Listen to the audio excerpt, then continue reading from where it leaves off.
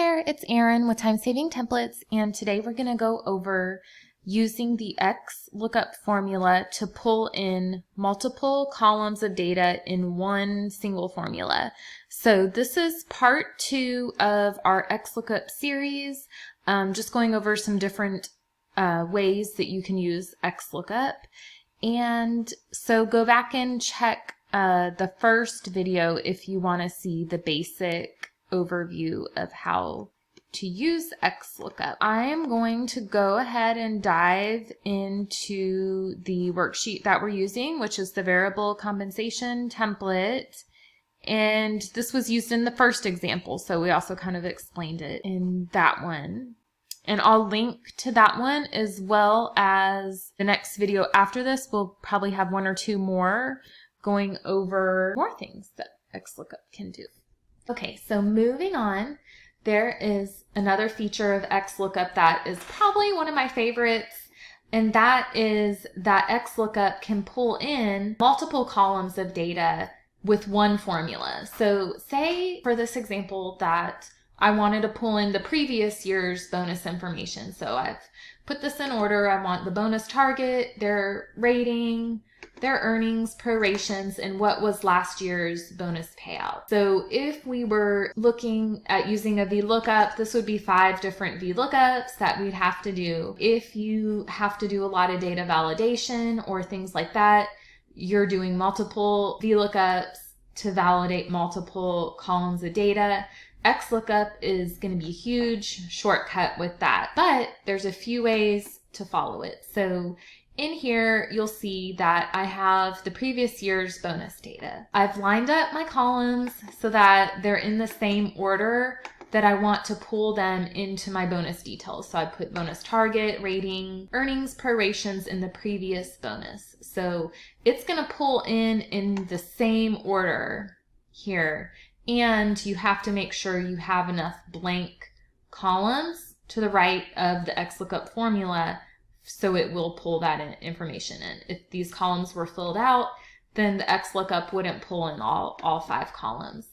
The other thing to notice about this page is I have the employee ID over here to the right of the data. I did that so I could show for the example that it doesn't matter where the return array or the value is that you're matching and the value that you're returning. It can be anywhere within the worksheet. Xlookup can also do horizontal lookups, Xlookups, which I have used less often, but it's still possible. We have another example after this with one of those types. So making sure that you have blank space to the right, we're going to pull up the Xlookup again. And let me grab the employee ID. Then I'm going to go over to previous data and I'm going to highlight employee number over here. So it doesn't matter that it's on this side with VLOOKUP. I could only highlight and pull over information to the right. So Xlookup makes that part a little bit easier. We don't have to rearrange that column. So to return all columns of data, I'm simply just going to highlight everything for my return array. So columns B through F. And if not found, let's say if they're not found, it's because they're a new hire. So we could enter that.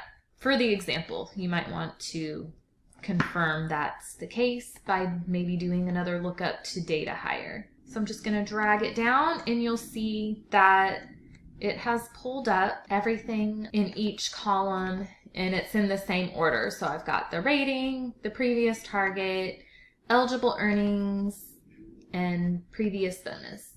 So I probably would need to update some of the formatting, but you'll notice that when I click in here that I can click and edit the formula in the first cell if I wanted to, but in the other columns you cannot click into the other columns and edit. It's just showing blank. So just note that you'd have to edit it in the first column. I would also play around with it or actually save often because this is a newer formula, and if you're bringing in a lot of columns at once, it did freeze up on me a couple times in the past, and so I did end up just copying and paste special and paste the values out. If you do want to remove the formula but keep the values, what you would do to paste those values out is you would highlight everything that the formula contains, the formula,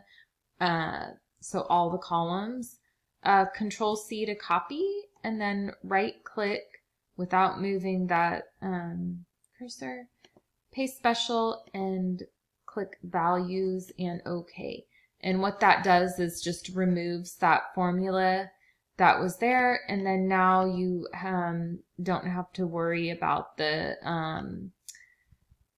formula slowing things down or your information getting jumbled or anything with the active formula there. So I hope that helps next time you're looking at doing multiple VLOOKUPs, or if you would rather just do one formula, then do the Xlookup.